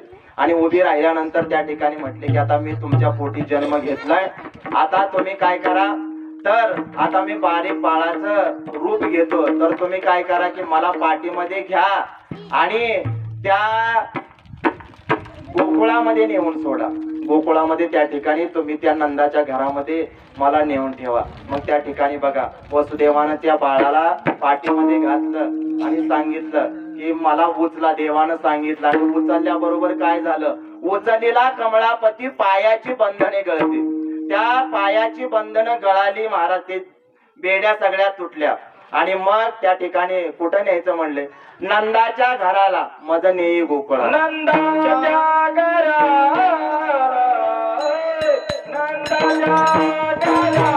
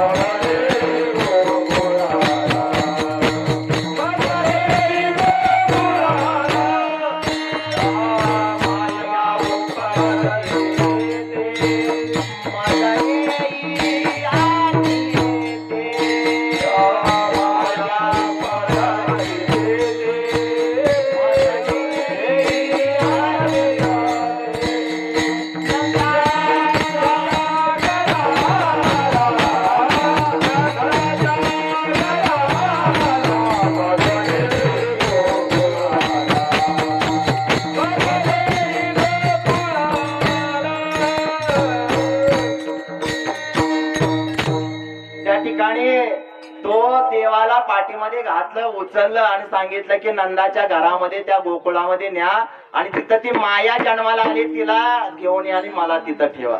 मग झालं. मग यमुनेचा पात्र लागलं. यमुना मैया म्हटले की आता देवाचं दर्शन करायचंय. मग त्या ठिकाणी पूर आला अचाट. आणि मग अंगुष्ठ लावला महाराज आणि तो पूर त्या ठिकाणी ओसरला. कारण देवानं सांगितलं की या तुझ्याच पात्रामध्ये मी त्या ठिकाणी सगळ्या खोड्या काला बिला सगळं इथंच करणार आहे, आता काय आम्हाला त्रास देऊ नको. आणि मग त्या यमुना मातेनं रस्ता दिला. म्हटले उशीर झालाय, 12 वाजायला आले. म्हटले 12:30 पर्यंत काला करायचाय, अजून मला गोकुळात जायचंय, तिकडं खोड्या करायचंय, मग परत यमुनेच्या तुझ्या पात्रामध्ये यायचं. आणि मग झालं त्या ठिकाणी रस्ता झाला. आणि मग त्या वसुदेवानं त्या देवाला नंदाच्या घरामध्ये ठेवलं. तिथं जन्माला आलेली मुलगी टोपलीमध्ये घातली. परत बंदीखान्यामध्ये आले. बंदीखान्यामध्ये आल्यानंतर त्या ठिकाणी परत वसुदेवाच्या पायाला बंधनं परत लागली, परत बेड्या बसल्या. आणि कंसाला बातमी कळाली. म्हटले की 8वं बाळ जन्माला आलंय. कंस सकाळी आला, त्या बाळाला बघितलं आणि म्हटलं आता याला मारायचं. म्हणले आता आम्ही अमर होणार. त्यानं त्या बाळाला धरलं, गरगर फिरवायला लागला. तोपर्यंत ती योग माया हातातून निसटली आणि तिनं आकाशवाणी सांगितलं की तुझं लागी वधी उपजला, माझ्या आधी उपजलाय तो कुठे तर गोकुळात आहे.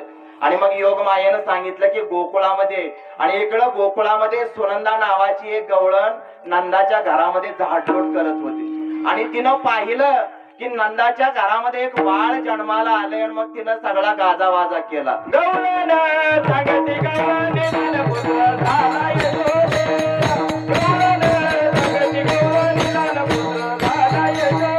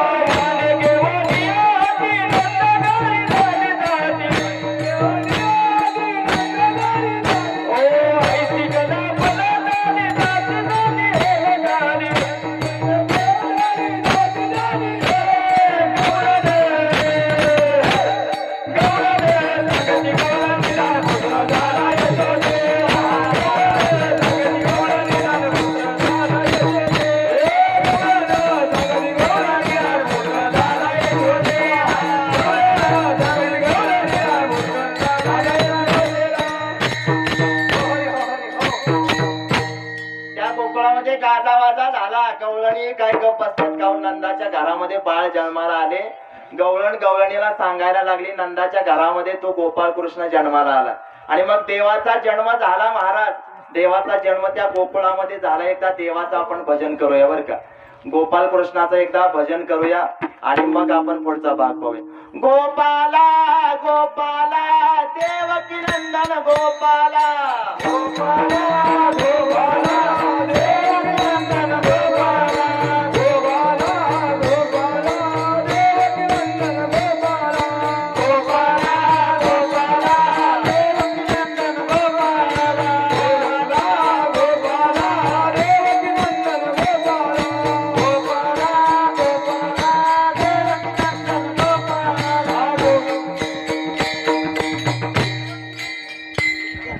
श्री कृष्ण गोविंद हरे मुरारी हे नाथ नारायण व- सगळ्यांनी टाळी वाजवून भजन म्हणायचं. भजन टाळी टाळी टाळी.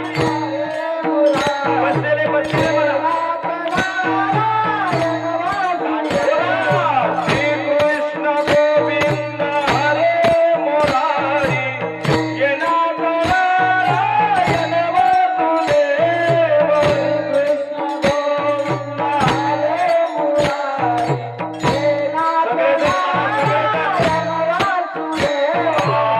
नाथ नारायण वासुदेव हे नाथ नारायण वासुदेव. बोला. नाथ नारायण वासुदेव हे नाथ नारायण. हरी बोल. श्री कृष्ण गोविंद हरे मुरारी हे नाथ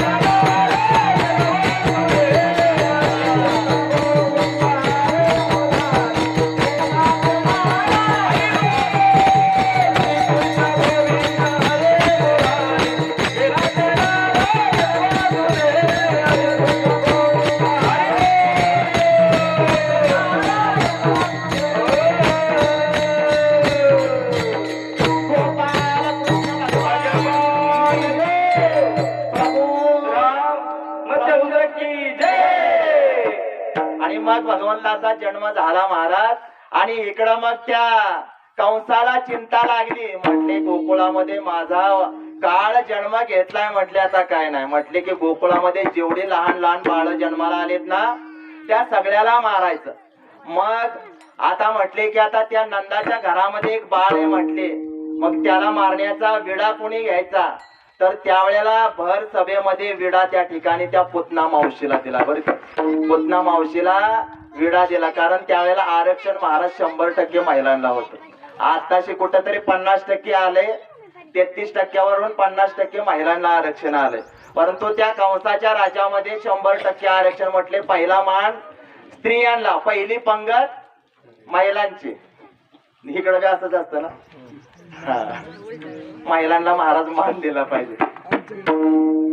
असू दे. आणि मग त्या ठिकाणी म्हटले पुतना मावशी म्हटले की मी तो विडा उचलते. मग ती म्हटली की आता मी राक्षस आहे. राक्षस अवतार असताना मग तिनं काय केलं महाराज, तिनं मेकअप करायला सुरुवात केली. मग मेकअप करताना आता लॉकडाऊन मध्ये काय मेकअप करायला भेटला नाही. मग तिनं मेकअप असा जे केला ना, त्या देवांगणीचं रूप घेतलं.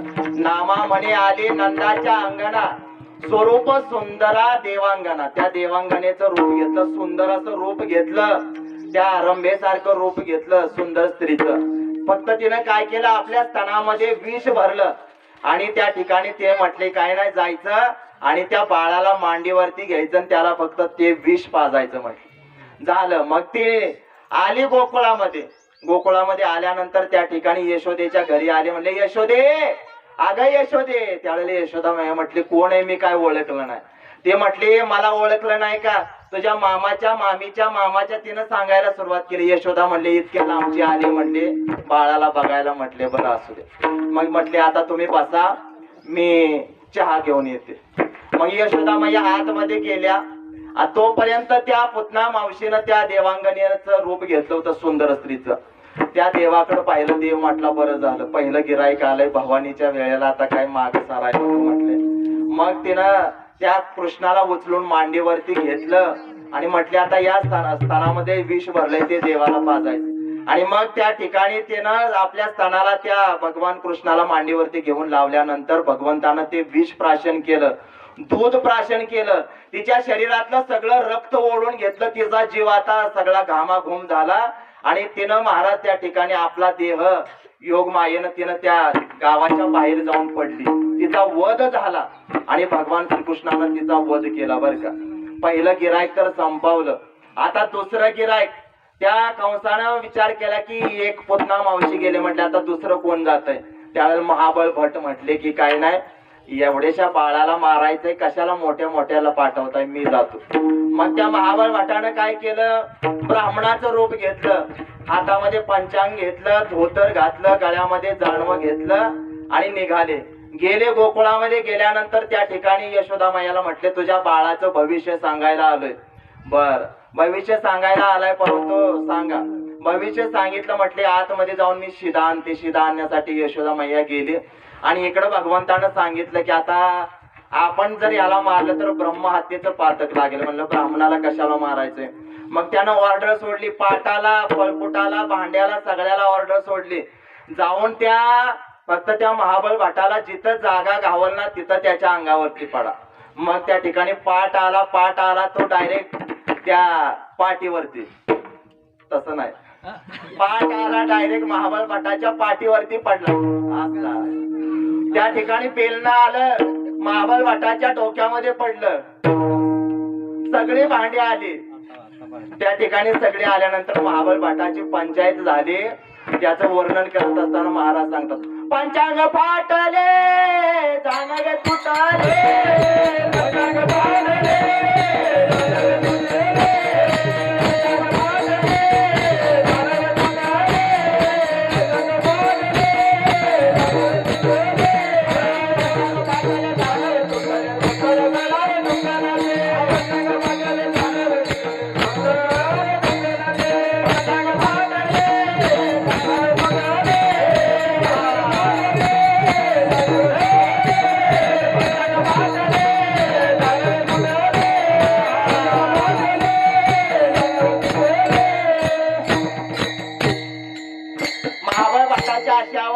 पंचांग फाटलं, जानवा तुटलं, धोतर सुद्धा गळालं, पळून पळून त्याची दमछक झाली. आता करायचं काय.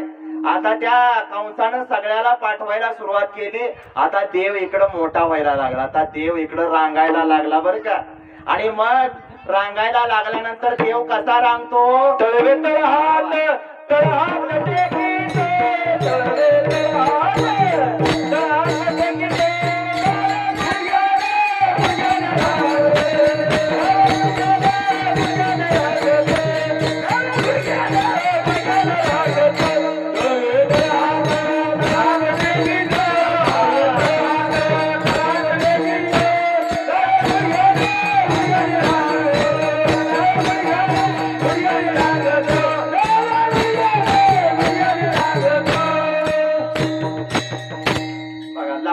कशी रांगतात. मग तो देव सुद्धा रांगायला लागला. रांगायला लागल्यानंतर त्या ठिकाणी मग बारकी पोरं काय गप बसतात का हो? बारकी पोरं त्या ठिकाणी बघा रांगायला लागले की पहिली गोष्ट काहीतरी तोंडात घालायचं. मग त्या ठिकाणी माती खायला लागला देव. आणि मग बलराम दादा दोघं खेळत असताना माती खायला लागल्यानंतर मग बलरामानं पाहिला, कारण बलराम जरा मोठा होता. मग बलराम यशोदा मैयाकडे गेला, म्हटला मैया अगं आई तो कृष्ण आहे ना माती खातो. त्यावेळेला कृष्णाला विचारला अरे तू माती खाल्ली का? नाही ग आई, आई ग नाही ग आई, खाल्ली मी माती. नाही ग आई, खाल्ली मी माती. नाही ग आई, नाही ग आई, नाही ग आई, नाही खाल्ली मी माती. नाही ग आई, खाल्ली मी माती. नाही ग आई, खाल्ली मी माती. आई ग आई, आई ग आई, आई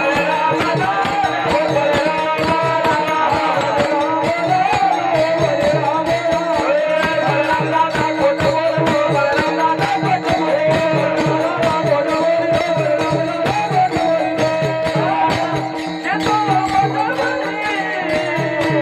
मी